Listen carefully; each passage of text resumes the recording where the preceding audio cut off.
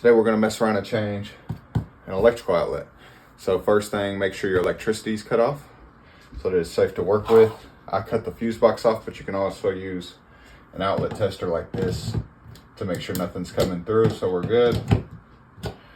Good to go. You'll need a few tools. Flathead screwdriver for taking the plate off. Phillips head screwdriver for actually working the screws behind the scenes. Plastic cover pliers for bending wires. And if your house is older like mine, you'll also need one of these.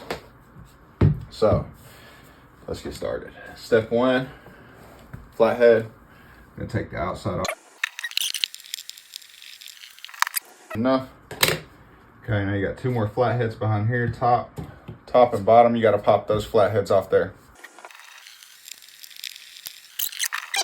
Like this right here. You wanna pull out 2-3 inches. Work that out so you got plenty of space.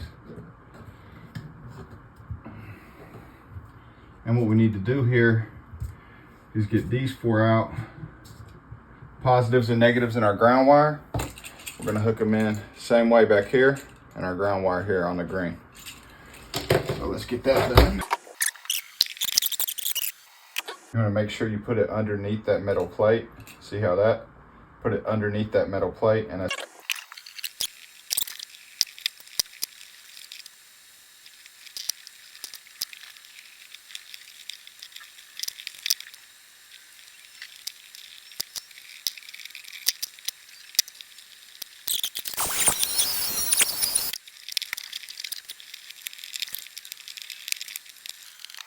out.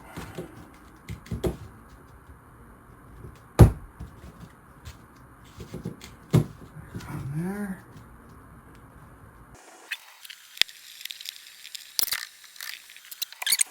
Correctly wired, right? That way we know we got the ground and the positives and negatives all in the right spot. Yeah. It holds and it's correctly wired. Good to go. Another job.